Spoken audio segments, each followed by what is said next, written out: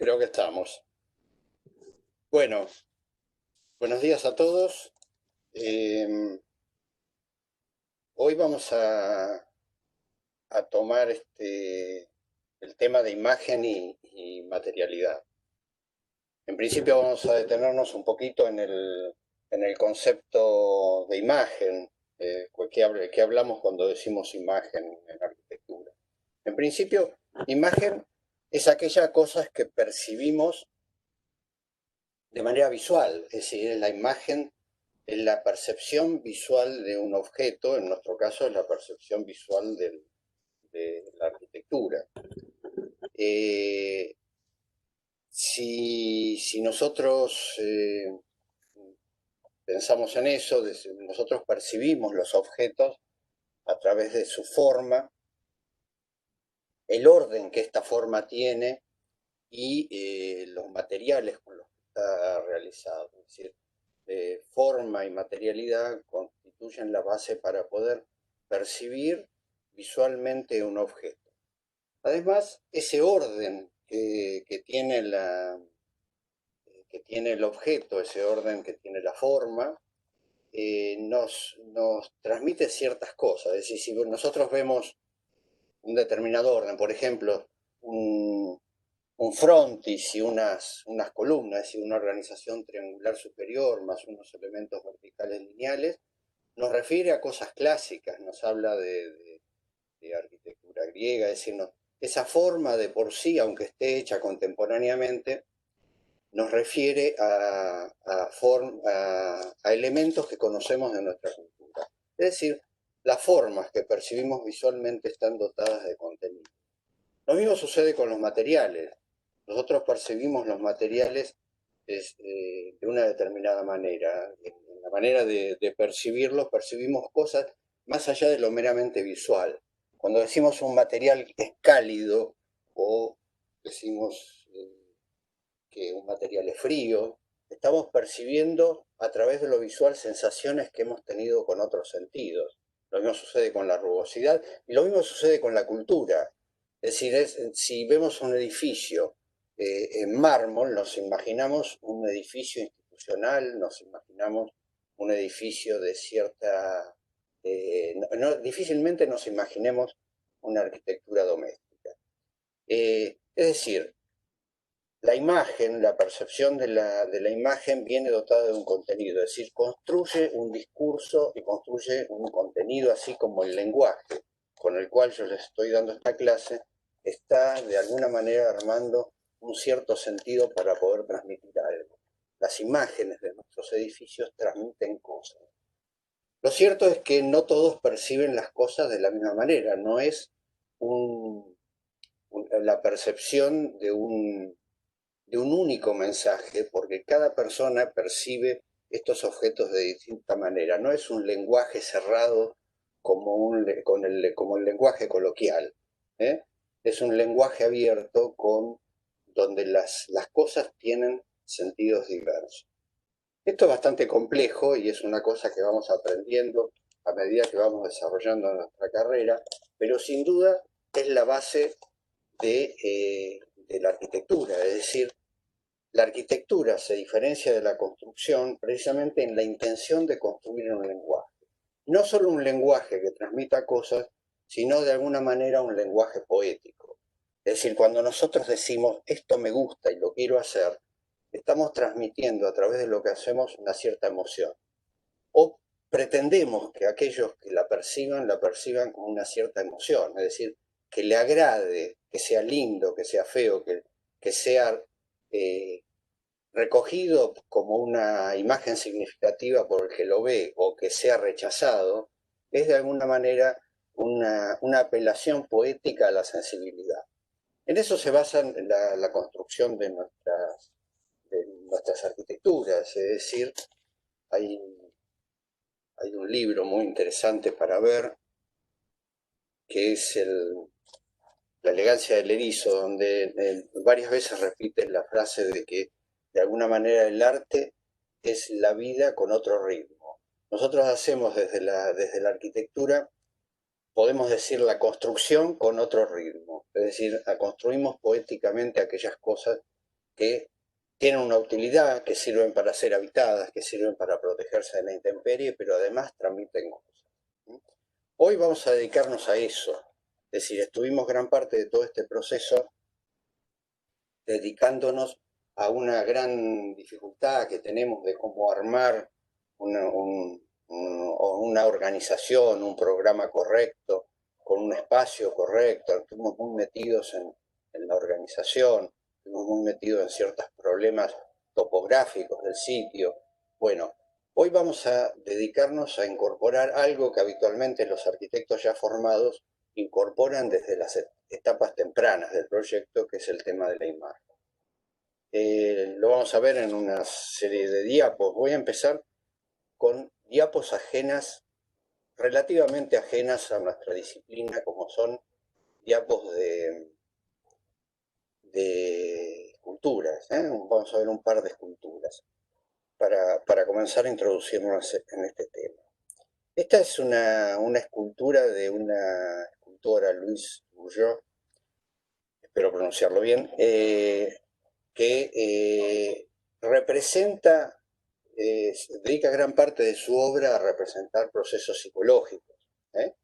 No sé si ustedes tienen presente esa araña de tamaño descomunal que hemos visto en muchas imágenes del Museo de Bilbao, que usaron los arquitectos que hicieron el concurso del Museo Mar para poner en sus imágenes, etc. Esa araña es de Louise Bourgeois.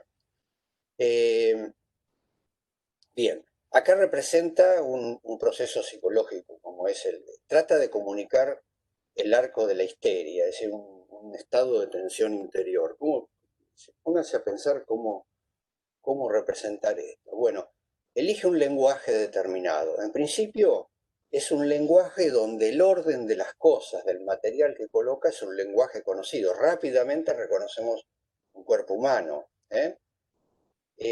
y hace 2 o 3 operaciones que son poéticas, es decir, el cuerpo humano que precisamente está hecho de un material blando, digamos, como es su constitución, lo realiza de bronce, le quita cosas, como desaparece la cabeza del cuerpo y flota, está hecho de bronce y flota, no se apoya naturalmente y está extremadamente curvado, es decir, en principio construye un orden que se llama figurativo en términos plásticos, porque tiene una rápida referencia a un código conocido. Este orden rápidamente nos refiere a un cuerpo y después comienza a trabajarlo para producir la comunicación con el público. Veamos esta otra. Esta es una escultura de Chillida, un escultor vasco que es profundamente vasco, digamos. Una de sus frases conocidas dice, yo soy de aquellos que piensan que todo hombre debe tener sus raíces en el lugar donde ha nacido y extender los brazos hacia toda cultura. Si nosotros volvemos a observar esta escultura de tamaño importante que está ubicada en la costa del mar Cantábrico, en principio, si yo no les hubiera dicho todo esto de Chillida, podría ser, no sé, los restos de un silo, de una construcción en demolición, es decir, cualquier cosa de las que nosotros conocíamos.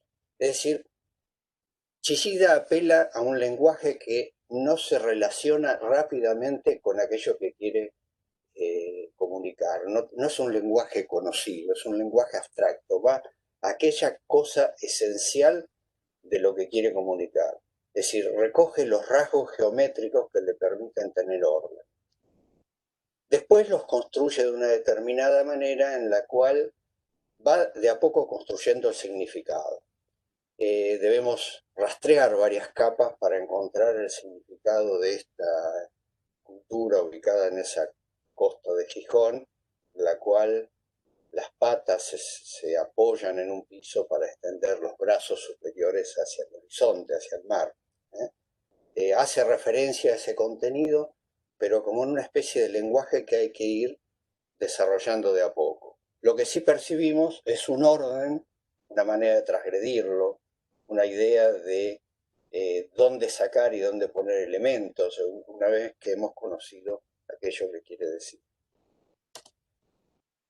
Veamos ahora este par de obras.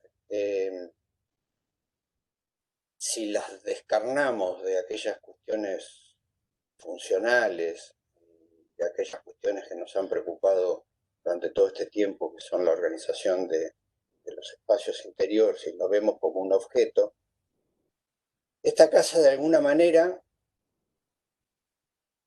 toma una forma, un orden,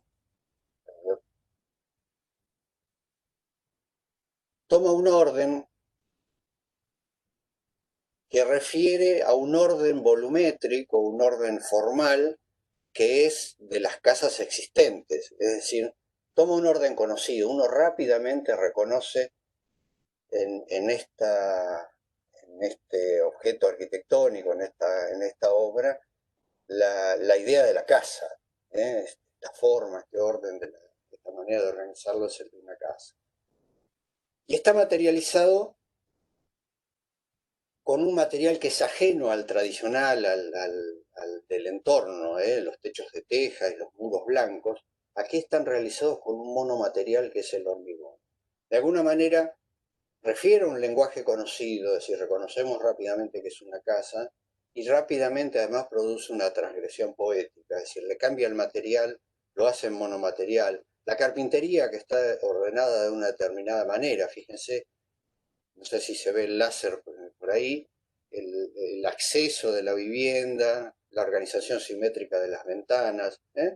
Aquí la carpintería, si los huecos que se producen en ese elemento opaco, los huecos transparentes, están organizados de otra manera. Hay una referencia a la simetría por esta única ventana, no múltiples ventanas, y comienza a ser asimétrica la ubicación del acceso para llamar la atención sobre ese elemento, es decir, producir un cierto orden más la incorporación del color. Una serie de operaciones en el armado de la imagen.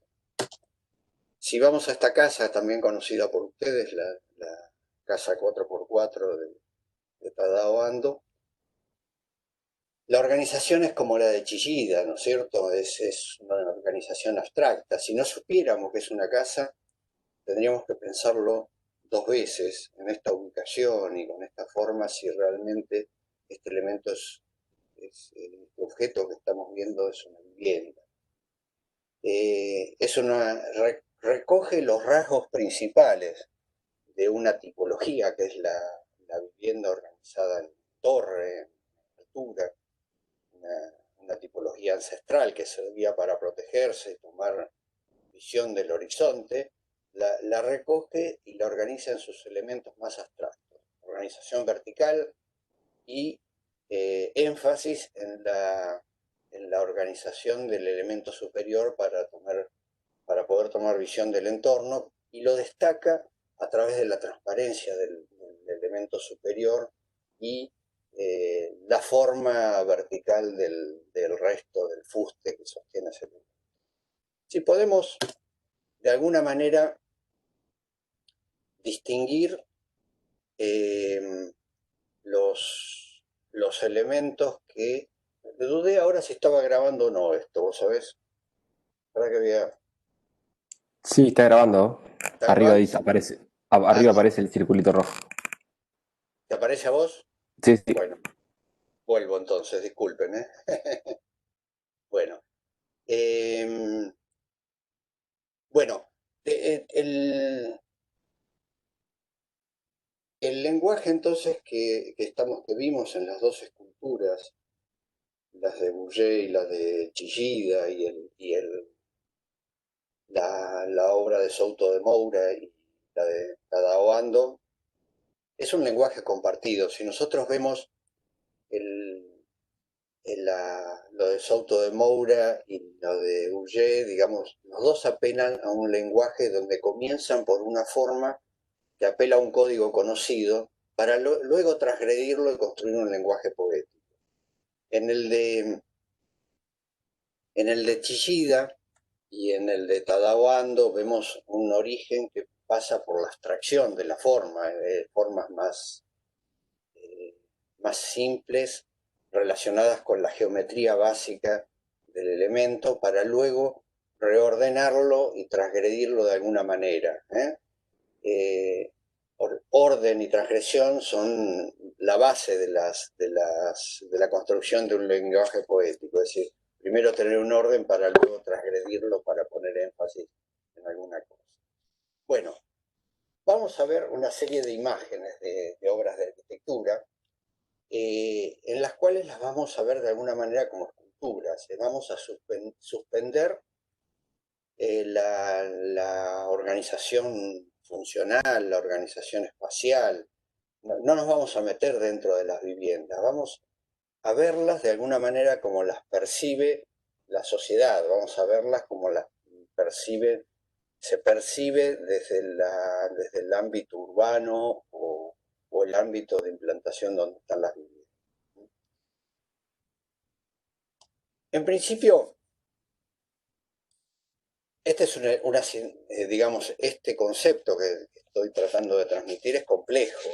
Digamos, les estoy diciendo, transmitamos algunas cosas mediante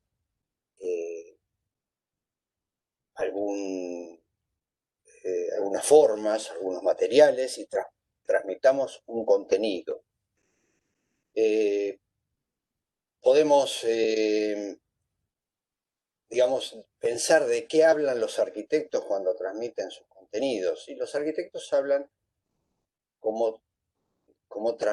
hablan de cosas como el resto de los objetos, es decir, hablan de la cultura donde están, hablan de la historia, es decir, hablan de en qué momento fueron hechos, hablan de qué manera fueron hechos, es decir, de su forma de construir o ser concebidos, hablan de cosas propias de la arquitectura, como la preocupación por la gravedad y la luz, hablan de su relación con la cultura, pero específicamente con el sitio de esa cultura donde están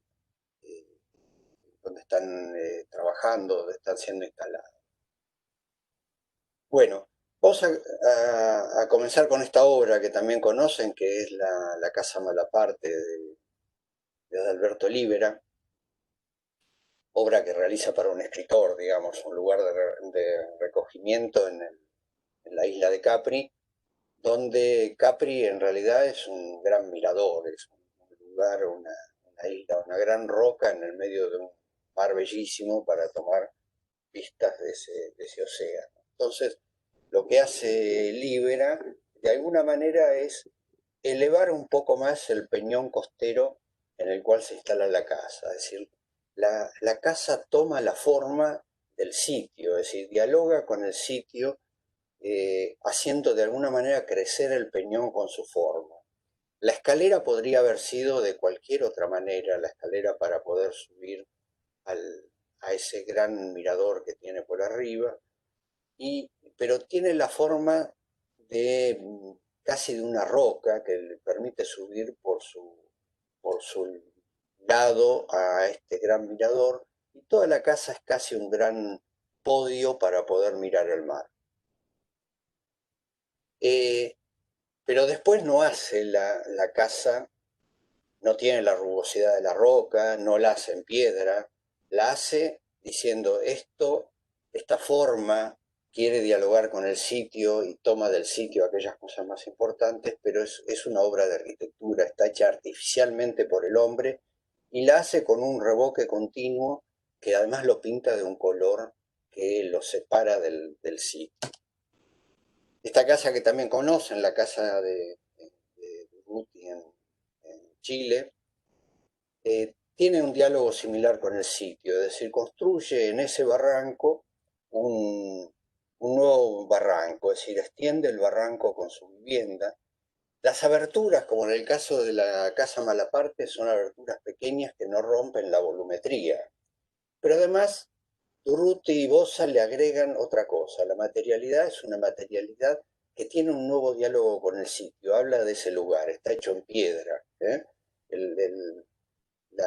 Nosotros podemos percibir a través de la piedra una rugosidad similar al lugar. Después de eso, Si ustedes alcanzan a ver por arriba, no voy a mostrar una nueva diapositiva de esta obra, pero alcanzan a ver por arriba, aparecen cosas como estas construcciones que son casi plásticas, son casi esculturas, que dicen esto no es un barranco, sino que es una obra de arquitectura y arma expresiones contemporáneas por sobre ese barranco. Wright, en su relación, Wright tenía una inspiración orgánica en sus obras, es decir, pensaba las obras casi como organismos, y esta es uno de esos casos, ¿no es cierto? Es decir, la idea de la cascada o la idea del árbol, de su tronco que está constituido por este gran pilar de piedra que es el elemento donde visualmente se enganchan todas las bandejas que van saliendo de ese elemento, son casi el tronco con las ramas del árbol, o podemos interpretar la organización en cascada de todos estos elementos igual que la cascada sobre la que está puesta. Es decir, la obra nos habla del sitio en su organización formal y a su vez su materialización en piedra, la naturalidad de la presentación de la piedra nos habla de su relación con la naturaleza. Matías Clos, en esta casa en Chile, en un lugar, en un ambiente plano, desértico, semidesértico, con poca vegetación, se instala con su casa casi provisoriamente. Es decir, no intenta tomarse al sitio visualmente, no intenta mimetizarse con el lugar. Es decir, trata de expresar la autonomía de esta obra de arquitectura de alguna manera, o por lo menos expresa, es decir, lo que uno percibe. Como decíamos, el lenguaje de la arquitectura es un lenguaje abierto, cada uno puede percibir determinadas cosas diferenciales respecto de otras. Yo percibo de alguna manera esa autonomía que tiene esta obra respecto de su sitio, pese a estar hecha en madera, un elemento orgánico, un elemento más cercano al paisaje, al paisaje agreste del entorno, pero las formas abstractas con las cuales realiza la obra de alguna manera lo separan del lugar y lo muestran como un elemento autónomo. Podemos decir que la suma del color, a esos mismos argumentos que traté de expresar con la obra de Matías Clos, la suma del color en la casa, la Red House en Noruega, le suman esta idea de elemento posado sobre el paisaje. Hay pocas intenciones de relacionarse con el paisaje mimetizándose. Es decir, trata de comunicar en el orden, es decir, toda la casa está contenida dentro de un prisma, en el uso de un material único y en el uso del color, en este caso, que vuelve es decir, transforma esto en una maqueta, por decirlo de alguna manera. Es decir, ya, esto es madera, pero no percibimos la madera. Es decir, lo que percibimos es el rojo, es decir, es casi como si hubiéramos hecho una gran maqueta y la hubiéramos colocado en ese lugar. Es decir, el tema es de alguna manera la transmisión mediante muy pocos elementos abstractos de una obra que intenta ser autónoma respecto de este sitio, y manifestarse como un mojón arquitectónico dentro del lugar. Por ahí algunas cosas nos sirven, estas cosas que estoy comentando desde mi interpretación de las obras, nos sirven verlas en comparación. Si uno compara la obra de Clos o la obra de Noruega, la Red House, con esta obra en Turquía, uno percibe que las tres están realizadas conteniendo la vivienda dentro de un volumen abstracto.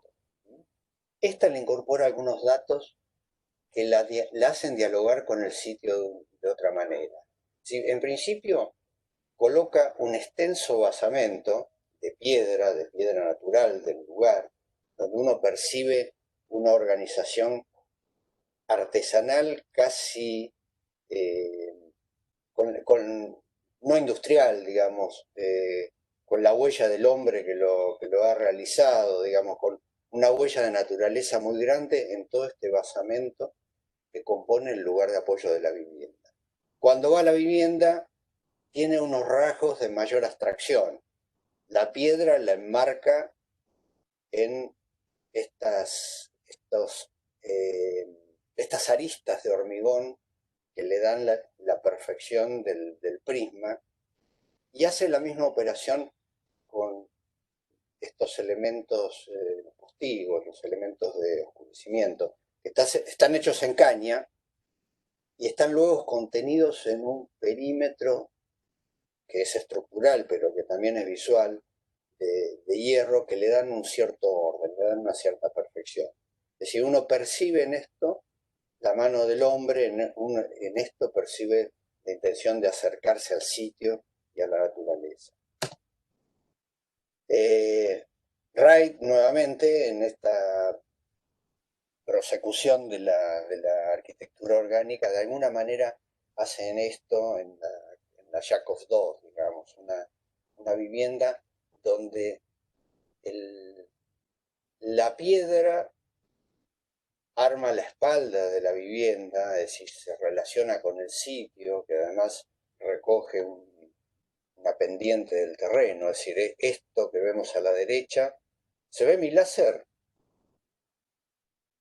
¿Sí?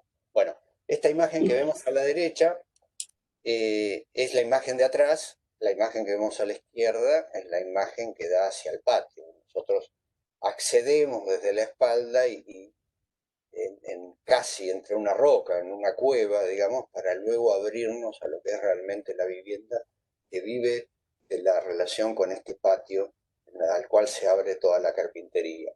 En este caso, elementos opacos, como son la piedra, y rústicos, como son la piedra, relacionan con el sitio y arman la espalda, arman el concepto de la vivienda, diciendo esta vez una vivienda con espalda y frente, no tenemos ninguna duda.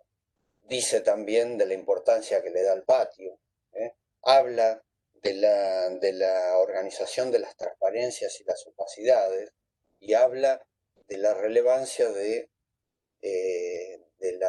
lo orgánico en la muestra de la materialidad tal cual es decir, la piedra se expresa tal cual es, incluso no pinta la madera para que se oxide de madera natural como se oxidan los árboles estos que vemos por aquí, es decir, como envejecen los árboles que vemos a la derecha. Hay todo un lenguaje que intenta expresar su relación con la naturaleza. Campos Baeza, en la Casa Blas, expresa teoría, digamos, habla de lo estereotómico y de lo tectónico, habla de las tipologías ancestrales de la arquitectura, donde la habitación era en torres para protegerse del entorno o en cuevas. Las cuevas, es decir, el hueco hecho en la masa es lo estereotómico, lo tectónico, es aquello que está armado como carpintería, aquello liviano. Entonces dice, la vivienda la podemos pensar como que las partes más privadas son como cuevas y las partes más públicas se relacionan con el entorno con cierta privacidad, pero muy abiertas como es una torre.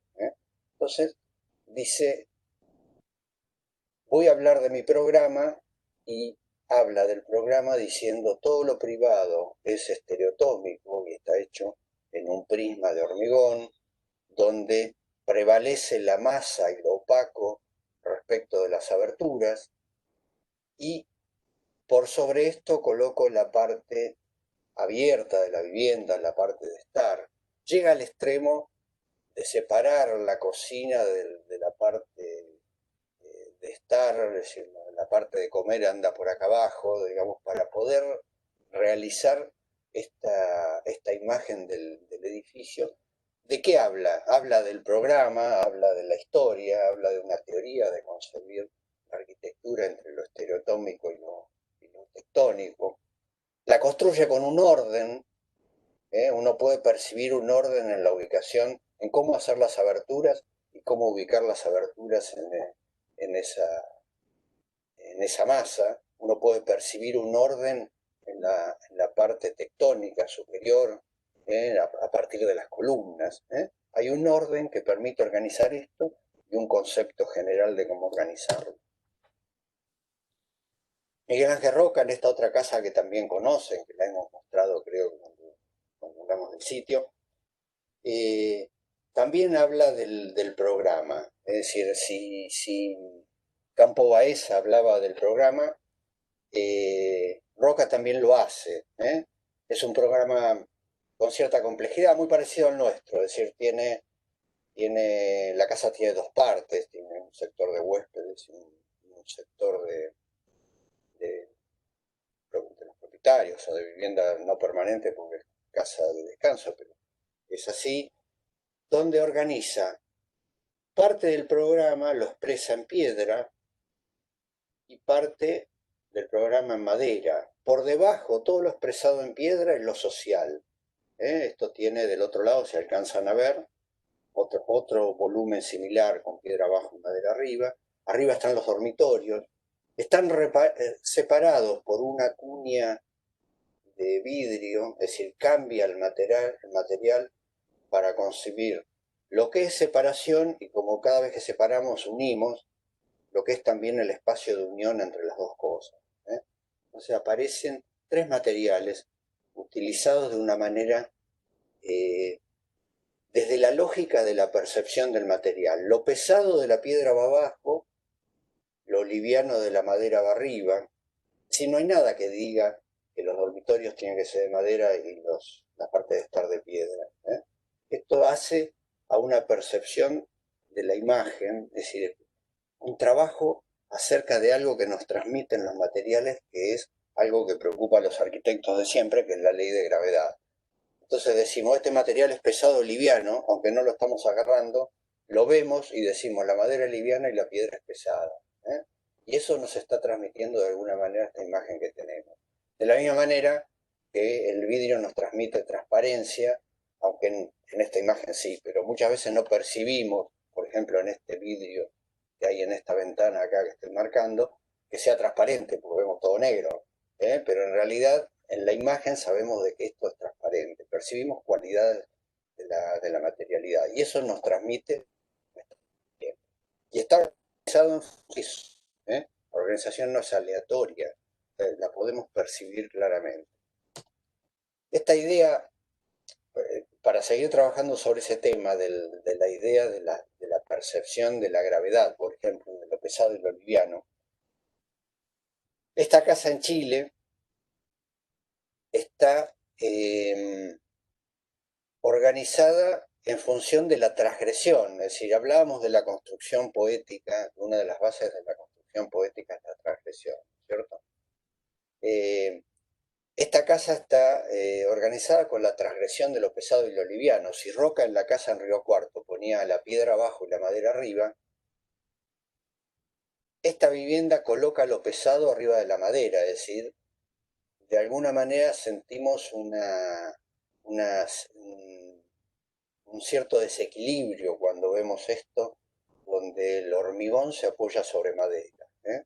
Está deliberadamente trabajado de esa manera para producir una construcción poética de la organización de estos materiales. Esa misma idea del manejo de la ley de la gravedad, donde el trabajo sobre lo pesado y lo liviano, lo podemos percibir en esta casa en Madrid, la Casa Pitch, donde el volumen superior, donde están básicamente dormitorios, pero en realidad el programa casi no importa, se ve como pesado. ¿Pesado por qué? Porque lo percibimos hecho en hormigón, porque tiene la textura del hormigón, porque las ventanas están rehundidas y están producidas en sombra y vemos un espesor importantísimo, aunque la pared no tenga 50 centímetros de hormigón, sino que tiene mucho menos, pero al poner las ventanas adentro lo percibimos pesado. Hay una serie de operaciones y ordenamientos para ver ese elemento pesado. Y abajo, en vez de seguir con columnas de hormigón, se apoya sobre columnas de hierro, que son más finitas, se apoya visualmente sobre vidrio, lo cual hace que parece este elemento tan pesado visualmente quede como flotando en el aire. Lo podemos hacer mediante esas columnas o como hace Souto de Moura en estas casas que también conocen en el Ponte de Lima, a través de grandes voladizos. Este elemento pesado parece de una estabilidad precaria en este lugar. Uno lo ve hacia este lado apoyado en un puntito y volando, es decir, parecería, es una sensación de piedra movediza, ¿no? De un elemento que pareciera inestable. Esa sensación que nos transmite de lo pesado, teniendo un gran vuelo sobre el terreno, de alguna manera también es una construcción poética de un elemento que, que trabajamos constantemente con la arquitectura, que es la ley de gravedad, donde los elementos pesados tienden a posarse sobre el piso, mantenerlo flotando como aquella primera escultura que vimos del arco de la histeria, es esta operación que está haciendo Souto de Moura con la casa Ponte de Lima. Mucho más la casa Ponce de Buenos Aires, de Matías Clos, aquel que vimos, aquella casa, se recuerdan, una de las primeras que vimos, ese cubito que estaba posado en el paisaje agreste. Bueno, el mismo Clos hace esta casa donde el cubo, en vez de estar posado, flota y es mucho más pesado. Ya no lo hace en madera, donde uno puede percibir cierta capacidad de mantenerse levemente en el aire, lo hace en hormigón y flota a partir de ciertas operaciones. Es decir, coloca vidrio por debajo, es decir, una gran transparencia, coloca columnas de hierro, grandes voladizos, es decir, combina todos los recursos de ordenamiento que vimos en las imágenes anteriores, las combina para producir esta cosa, esta sensación o esta imagen, esta transmisión de elemento contundente que se sostiene casi precariamente en el aire. Uno piensa en la estabilidad de este elemento, aunque es probablemente más sólido que muchos otros, ¿no? Bien, después de pasar el vértigo de Clos en la casa Ponce, nos vamos a una casa apoyada sólidamente en el piso, digamos, un prisma apoyado, donde hay una gran sensación de solidez y de apoyo, como es esta casa de Tuñón en Cáceres, en España. Donde además hay una serie de operaciones entre dos elementos inexcusables. Es decir, si los escultores pueden elegir cualquier material para realizar sus obras, nosotros realizamos nuestras obras con elementos que en principio tienen que además solucionar el problema del abrigo de la casa, pero además hay dos elementos inexcusables que hablan de otro elemento que se suma a la ley de la gravedad en la arquitectura, que es el de la luz. Es decir, el manejo de la luz que se produce a través de elementos transparentes que organizamos a través de ventanas, de puertas vidriadas, de puertas, es un elemento inexcusable. Es decir, nuestras viviendas, nuestros espacios tienen aberturas, tienen elementos de transparencia. ¿Cómo los organizamos en relación a los opacos? Es gran parte de la construcción del lenguaje. En esta vivienda, digamos, la idea de la contundencia del prisma, de nuevamente un prisma abstracto, empieza a tomar significación a partir de la percepción del material, en principio, que es el de la piedra, y recupera un cierto orden por la manera de colocar las ventanas y el tamaño de las ventanas. Uno puede decir, la zona de estar requiere, por su tamaño, por visuales, por determinadas cosas, mayor cantidad de vidrio que en la zona de un dormitorio. Tuñón, en esta casa, todas las ventanas tienen el mismo tamaño para producir reproducir esta idea de orden de elemento que se repite perforando los muros. Probablemente los estares los podemos solucionar con 2 ventanas en vez de hacer una grande, sometiendo el tamaño de las ventanas a este orden que le queremos dar a la imagen. A su vez, las ventanas están hechas con una profundidad. El muro no tiene 1 metro, como parece tener ahí, sino que las ventanas están colocadas con profundidad para poder dar idea de pesadez al muro. Es decir, un orden y una manera pensada de cómo colocar las transparencias. Lo mismo sucede en la casa Poli, donde de la misma manera los mismos principios, es decir, un prisma, una materialidad que se expresa, en el caso de Tuñón expresaba la piedra, en este caso se expresa el hormigón con sus rasgos constructivos, es decir, las tablas que le dieron origen, es decir, las tablas del encofrado, las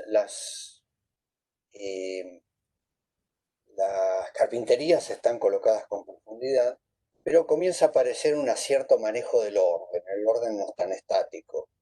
El orden comienza a tener una diversidad, empieza a manejar un orden que se recrea, digamos, como el orden está dado en principio por el tamaño de las ventanas, que son todas, o casi todas iguales, y el desorden está dado por la posición de las ventanas en los muros. Una casa de principios de la posmodernidad, esta casa en Long Island, hecha por Watney, uno de los Five Architects, una serie de arquitectos que compartían en principio, entre ellos estaba Meyer, compartían en principio la idea de la abstracción en la expresión. Sus casas eran casi maquetas, digamos. Eso lo llamaron en algún momento las casas de cartón. Uno percibía el uso del blanco, en principio, los colores claros, percibía un único material con el cual se desarrollaba la vivienda. En este caso es de madera, pero está trabajada en tono tan claro que parece un blanco pintado. Bueno, y el orden dado a las ventanas, en principio, la organización en un prisma, una deliberada exacerbación del tamaño de una de las ventanas y la profundidad de una de las ventanas dentro de ese prisma para dar jerarquía a una parte del programa, así como Campo Baeza jerarquizaba el programa, acá las ventanas sirven para jerarquizar el programa y expresar la parte del edificio principal en la imagen exterior. El resto de las ventanas, también exageradamente disminuidas, están colocadas casi aleatoriamente en el perímetro de la vivienda.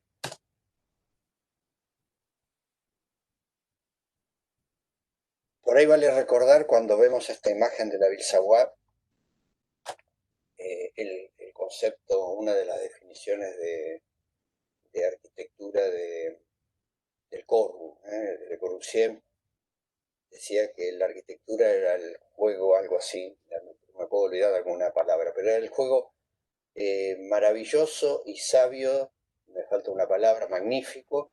El sabio juego. ¿Cómo? El sabio juego de los volúmenes bajo la luz. Pero eran tres conceptos, era el magnífico, sabio y una cosa más, juego de los volúmenes bajo la luz.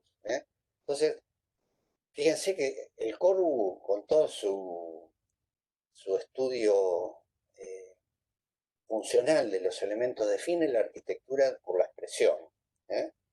Y no cualquier expresión, habla de volúmenes, es decir, habla de abstracción. Dice, la arquitectura es abstracción, digamos, está jugado en ese momento del movimiento moderno, en la abstracción y en el despojo de todo ornamento de la arquitectura.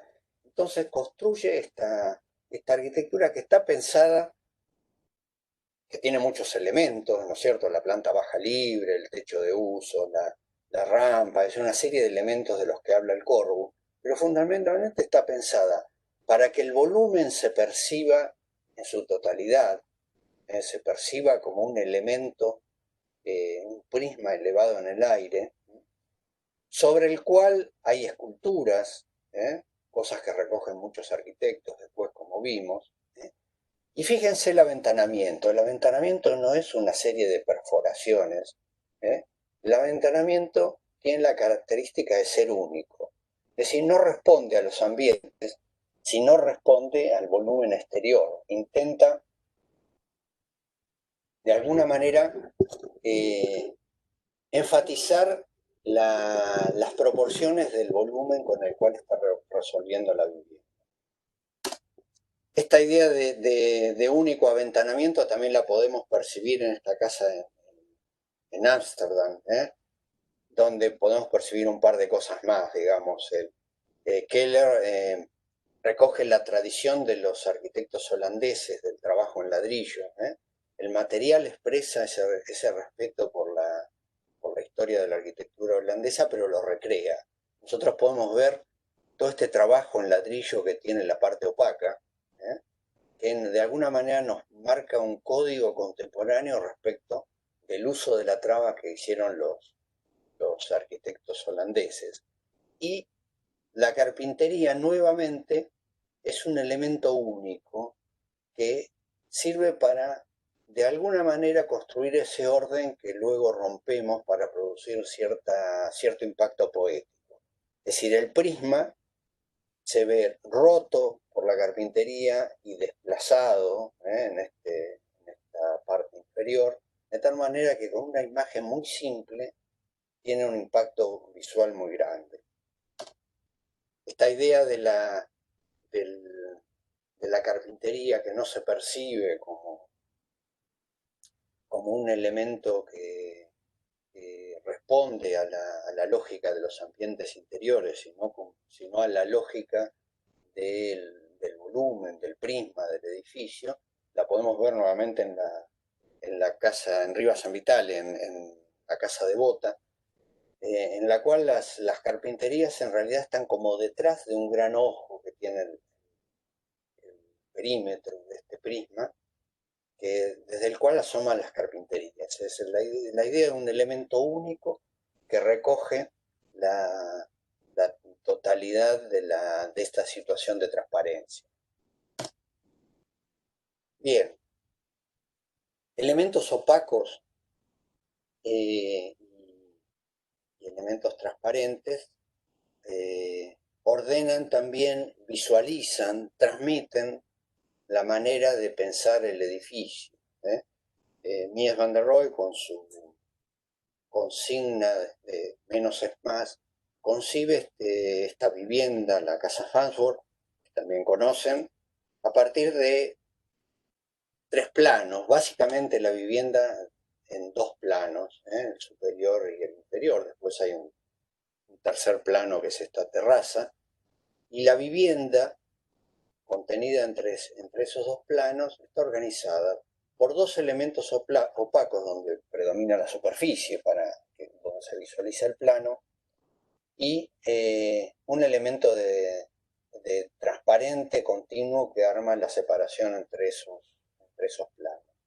De alguna manera, lo opaco y lo transparente, a ver, traten de comparar y vuelvan a la casa Tuñón, esa que vimos en Cáceres, la cual era un prisma de piedra con huecos. Las viviendas podrían ser iguales. La concepción, la manera de imaginarse la expresión del edificio es distinta.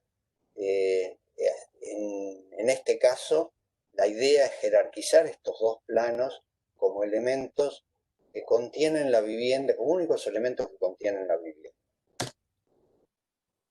Esos 2 planos horizontales en esta casa en Ponte de Lima se transforman en planos verticales. Es decir, la carpintería es para iluminar, es para ventilar, es para resolver esos problemas técnicos de ambientación, de ambientar un determinado espacio. es para jerarquizar ciertos espacios, es para mirar hacia el exterior, pero en este caso, además, es para dar un cierto orden y una cierta percepción jerárquica de esos planos verticales. La vivienda está organizada básicamente entre dos planos. Las carpinterías se colocan de tal manera de que no perforen los planos, como vemos en la imagen de la derecha, y sí los separen. Casi no vemos otro elemento entre un plano y el otro, pero podemos percibir los planos en su totalidad. Percibimos, o la vivienda transmite, o me transmite a mí por lo menos, la manera en la cual fue concebida entre esos dos planos. De la misma manera podemos hablar de dos planos, en este caso curvos, en la casa Crecen, dos planos curvos, donde la carpintería lo que hace es enfatizar la idea de los planos. Es decir, no hay nada que interfiera en la percepción de estos elementos curvos entre los dos, entre cuyos desfasaje se va construyendo los ambientes de la vivienda. O en la estética de la concepción de las viviendas de Neutra, a mediados del siglo pasado, que las realizaba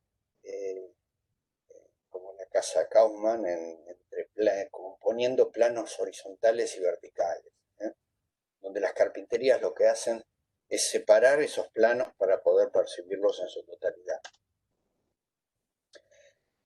Hay ciertos elementos de la arquitectura que son importantes. Uno es el techo, por ejemplo. Una de las cosas más difíciles de resolver en una obra tecnológicamente más complicada, atendiendo también a este tema de la ley de gravedad, es la manera como se cubre un espacio. El techo, la cubierta es un elemento importante. En este caso, este equipo de arquitectos lo que hace es, por un lado, algo parecido a lo que vimos en la Jacobs II. Le crea una espalda a la vivienda con piedra y una parte principal. La espalda la vemos hacia la izquierda, la parte principal hacia la derecha. Pero fundamentalmente esa carpintería que vemos de la derecha después sube y separa el techo, dejando el techo flotando en el aire, digamos. La casa casi se comunica como un techo que está levitando sobre un gran espacio. Por supuesto que se apoya. Esta carpintería que vemos más gruesa que estoy marcando son columnas, esta también. Es decir, hay un determinado e intencionado diseño de las columnas para que visualmente se vean dentro de la carpintería. De la misma manera que Wright en la Casa de la Cascada, sus columnas están metidas adentro, están mimetizadas con la carpintería para que se despejen los planos horizontales. Aquí lo que se despeja es el techo. Lo mismo hace Cubilla y Corbalán en esta casa en Paraguay. Cubilla es quien nos va a dar la charla el 4 de septiembre. Estamos mostrando una casa hecha con Corbalán, otro destacado arquitecto paraguayo. Bueno, de la misma manera que la casa Crecen que mostramos está realizada con planos curvos que se van girando en torno a un espacio. Los planos curvos se separan por carpinterías, que aquí no vemos, porque lo que más me interesaba mostrar es esta carpintería que nuevamente separa el techo. ¿Cómo hacemos? Le colocamos vidrio, mandamos la carpintería para atrás, apoyamos en columnitas de hierro muy livianas, de tal manera que esta sombra y esta liviandad del apoyo hace que el techo se vea flotando pese a ser hecho en hormigón y visualizarse como pesado. Lo mismo sucede en esta casa en Barcelona, digamos, nuevamente algunos conceptos que ya vimos, es decir, el prisma pesado, la carpintería que perfora de la manera más pequeña posible ese muro, la piedra que ayuda a reforzar esa idea de prisma pesado y, en este caso, la cubierta que alcanza su expresión propia a partir que se despega con la colocación del vidrio de tal manera de que se vea despegada de ese prisma. Por un lado, no complejiza visualmente la forma, por otro lado despega y destaca la cubierta como elemento flotante. Mucha más expresión adquiere la cubierta en esta casa en Bariloche, ¿no? Donde el plegado del techo es, digamos, adquiere un cierto, como quien plegara una hoja de papel, ¿no? Es decir, tiene un cierto orden que se comienza a descomponer en esta plegadura para poder jerarquizar la visión de la ubicación de los ambientes principales, además de toda la relevancia espacial que esto le da en su interior, ¿no es cierto? Y la carpintería sirve para destacar ese pliegue del techo. Imagínense al revés, que si hubiéramos seguido todo esto con madera, acá donde estoy pasando el láser del puntero, se hubiera deformado todo este prisma, hubiera transformado en una cosa más continua, hubiera perdido relevancia al techo. Esta carpintería no está puesta acá porque necesita luz. Esta casa, si después la estudian, tiene grandes carpinterías dando a este valle, del otro lado. Está puesta acá precisamente para separar el techo. Los materiales tienen rastros de su confección. O dicho de otra manera, podemos mostrar la manera en que el edificio fue construido, podemos mostrar la materialidad del edificio, podemos mostrar la lógica de su construcción y eso ser el elemento expresivo y elegir la lógica de la construcción para lograr los efectos que queramos. La casa de Marquisio y Nansen en Córdoba, bueno, es un prisma también muy abstracto y está realizado con un hormigón que deliberadamente, no solo por un tema económico, de tomar la piedra del sitio, etcétera, deliberadamente está hecho con un hormigón ciclópeo. Es decir, el hormigón, ustedes ya deben saber a esta altura del partido, está hecho con piedra, arena, agua, hierro también, pero básicamente los elementos gruesos son la piedra y la arena de la composición del cemento, que se compone con el cemento. Deliberadamente, si usamos una piedra muy grande, sucede esto, que es lo que llamamos el hormigón ciclópeo. Mostrarlo, además, muestra esta manera rústica de construir con este hormigón ciclópeo. Deliberadamente, la vivienda tiene estas rusticidades propias de la construcción, donde aparecen rebarbas, oquedades. Creo que esto se lo olvidaron, pero es parte del encofrado que ha quedado en el lugar. Es decir, una deliberada manera de mostrar la rusticidad de este elemento. Podríamos pensar ante un paisaje muy agreste. Lo cierto es que los arquitectos han querido expresar esa manera de materializar el hormigón. Los hermanos Gualano, en esta casa conocida también en Montevideo, trabajan el mismo hormigón de otra manera, es decir, la piedra chica, en el hormigón más tradicional, se visualizan las tablas del encofrado, pero además produce otras operaciones. Es decir, sobre esa forma de materializar y el hormigón, que es un elemento que se visualiza como pesado, incorporan en su realización, en el encofrado, estos elementos que le permiten tener huecos en el hormigón y organizan un cierto orden. Esta trama de huecos le da una cierta singularidad a esta placa de hormigón. Está recogiendo una terraza de dormitorios, con lo cual el cerramiento perforado además tiene sentido, digamos, no produce ciertas visuales y ciertas privacidades, pero no solo por eso está hecho de esa manera. Está hecho para poder ampliar este volumen, hacerlo más pesado, y está hecho de tal manera de que esto produzca una singularidad en este par.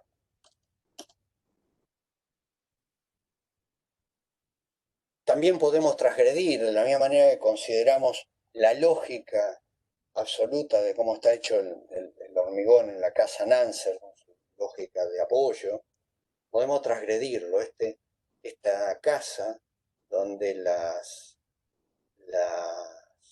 paredes y los techos se ven casi como tablas apoyadas, expresa la lógica del material en cuanto se expresan las tablas, se expresa su color, se expresa su textura, pero están colocados de tal manera de que la ley de la gravedad, que dice que el hormigón debería estar apoyado, está interrumpida por estas franjas de vidrio que se colocan, se apoya complejamente, una tabla se va apoyando en otra, vemos algunos puntos de apoyo, es decir, hay toda una lógica pensada para producir este efecto del elemento pesado, lo que transmite este material, flotando sobre ese vidrio. Lo mismo pasa en esta casa en Torcuato, es decir, casi vemos flotando todo el hormigón, en este caso combinado con algunos elementos de acero que los disimula en la carpintería para poder sostener y armar esta imagen. La madera, de alguna manera, transmite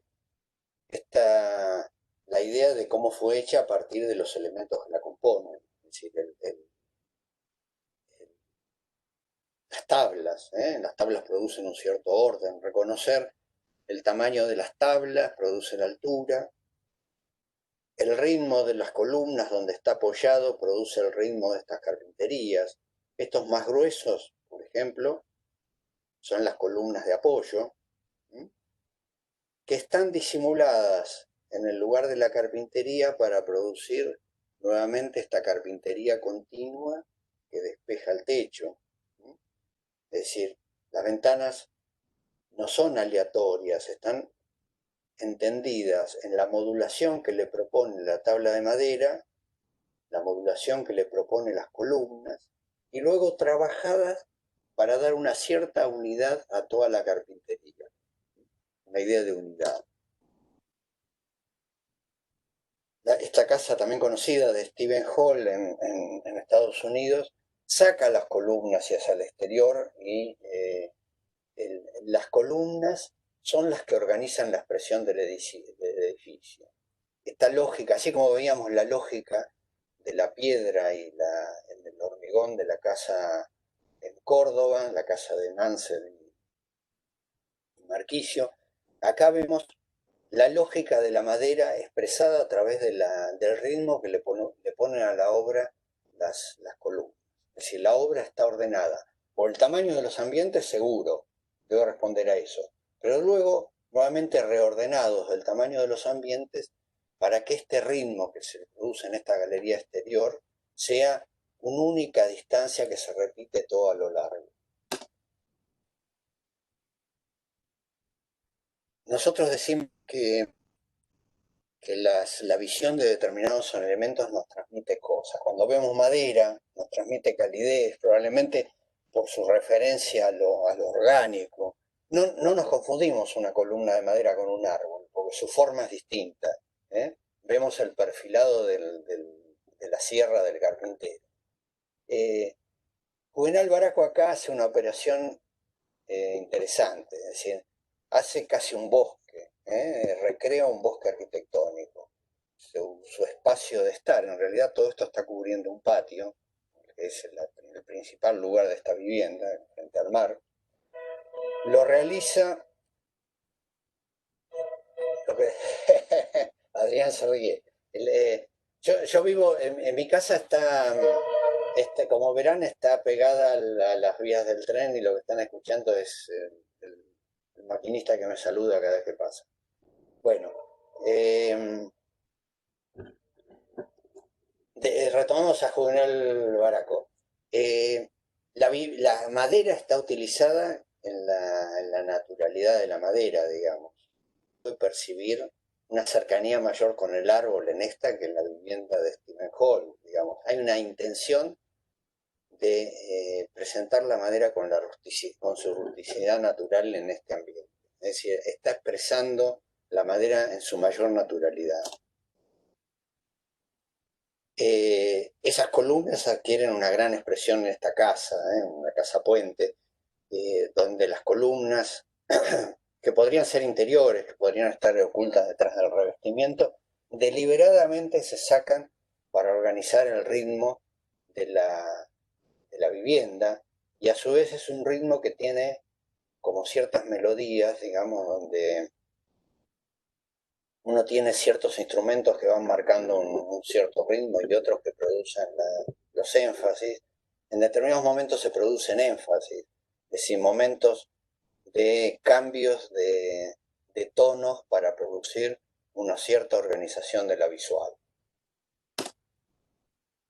Si decíamos que la madera refiere a lo orgánico, el hierro refiere a la cosa ordenada, refiere a la industria.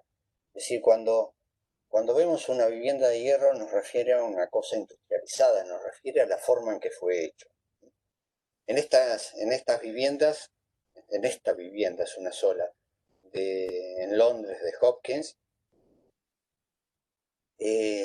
expresa eso, expresa la industrialización, expresa la tecnología. Hopkins es uno de los arquitectos de los grandes estadios de las Olimpiadas de Londres. Es un arquitecto de high-tech, digamos, que expresa su vivienda a partir de la tecnología. Entonces, su vivienda es un ritmo establecido por las columnas y las vigas, que organizan espacios, donde la transparencia permite ver ese ritmo organizado por las columnas. La casa es decir, esta casa no podría ser de piedra para Hopkins, donde haya ventanas. Es un gran cubo donde está organizado por columnas y vigas, y el vidrio trata de no interrumpir para nada eso. Lo mismo pasa con la casa Nada de Shou Fujimoto. La vivienda es una vivienda casi sin espacios determinados. Shou Fujimoto, creo que ya lo mencionamos alguna vez, habla de esta vivienda como de habitantes nómades que van organizando sus dormitorios y sus lugares de estar en los lugares que le propone esta organización modular de la vivienda, que está armada por columnas y vigas que se expresan. Las columnas y las vigas arman la imagen del edificio. El vidrio permite darle transparencia para que se vean las columnas y vigas. Casi no tiene privacidad en estos elementos fijos. La privacidad está dada por columnas, es decir, llega al extremo de evitar los elementos opacos para poder realizar esta expresión de los módulos estructurales. Ya estamos terminando, que se me está haciendo un poco largo esto. Esta idea de la transparencia trabajada por capas, es decir, el único muro como expresión del edificio permite cierta visión cambiante a lo largo del día cuando colocamos estas capas. Es decir, colocar esta malla metálica que coloca sobre la casa vidriada Moretín en San Pablo permite que esta vivienda se lea de una determinada manera de día y otra de noche. La transparencia de las aberturas están contenidas en este perímetro por esta capa de elementos horizontales, es decir, una malla que le da una transparencia contenida. Lo mismo de la opacidad, es decir, esa idea que tenían los hermanos Gualano para su vivienda en Montevideo de perforar el hormigón, en este caso está hecho con la modulación del ladrillo. De alguna manera también lo que hablábamos de la tradición holandesa del módulo de ladrillo, aquí está pensado para tener un cierto ritmo de perforación, que en algún caso son opacas, dan nada más que un ritmo, en otros, como se ve en la imagen donde ya se han encendido las luces, la inferior a la derecha, algunas de ellas tienen vidrio y constituyen transparencias y perforaciones hacia el interior. Ese mismo concepto con el módulo del ladrillo, es decir, la idea de la trama, tiene la casa de arraigada en Rosario, una vivienda que en determinados momentos la vemos totalmente opaca, y esta idea de la trama, donde casi desaparecen las ventanas de día, permite recoger otra imagen de noche cuando vuelven a aparecer las ventanas que hay por detrás. O este manejo, vemos arriba y abajo el día y la noche, en esta casa en Perú, donde vemos casi un prisma de madera en la parte superior, apoyados sobre un basamento donde, si arriba están los dormitorios, abajo el estar. El estar tiene una gran ventana, una terraza y es de hormigón. Los dormitorios están en un prisma de madera que, si no viéramos la imagen inferior cuando está iluminada la ventana, toda esta abertura de acá, veríamos como un prisma continuo. Acá lo que hay es una serie de varillas, una serie de cerramientos que producen una trama que le da continuidad a la superficie y permite recoger una luz tamizada. El mismo concepto en esta casa en Noruega, donde podemos ver más de cerca esa idea del tamizado mediante una trama de madera que permite tener por detrás este tema de las aberturas, construir un único volumen, una construcción minimalista de la arquitectura, una expresión minimalista, donde se visualiza un único volumen con un único material, aunque hay una gran diversidad de espacios y de aberturas que dan a esos espacios por detrás. Bien, bueno, con esto hemos terminado, digamos, esta presentación del tema. La idea, de alguna manera, es que esta visión de la arquitectura, algo despojada del funcionamiento, algo despojada incluso de la manera en que organizamos sus espacios, vista casi como una escultura, sea incorporada al proceso. Es decir, es imprescindible. ¿Cómo atacamos esto? Es decir, en principio deberíamos hacer una maqueta, deberíamos tener la imagen de la globalidad. Ustedes vieron la importancia que tiene la forma.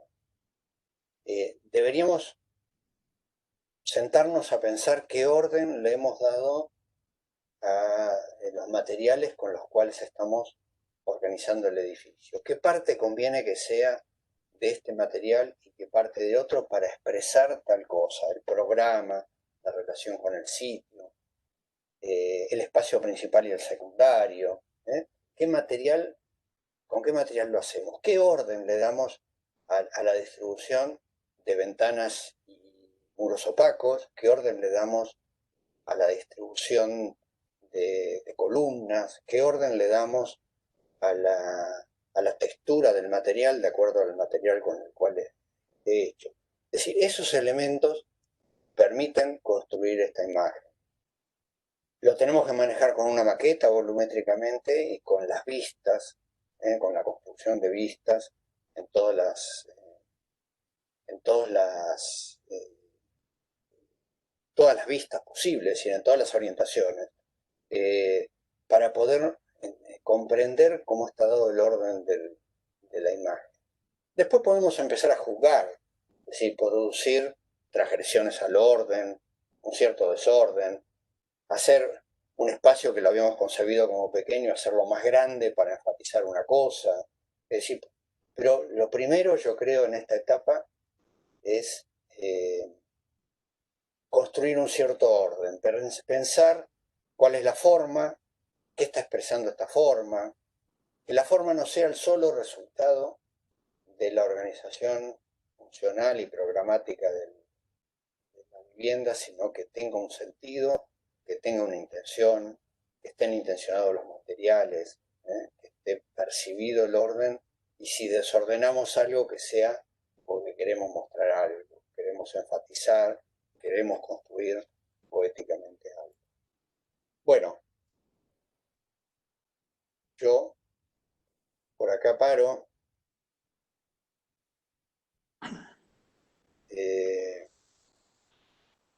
Y bueno, no sé si quieren hacer alguna pregunta, chicos. Hola Silvana, a ver si te veo. Martina. Bueno, no sé si quieren hacer alguna pregunta. Bueno, la clase, la verdad que no sé si quedó grabada. Si no, les voy a dar el power después. Veo acá abajo. Ah, no, la grabación está en curso, dice. Bien. Perfecto.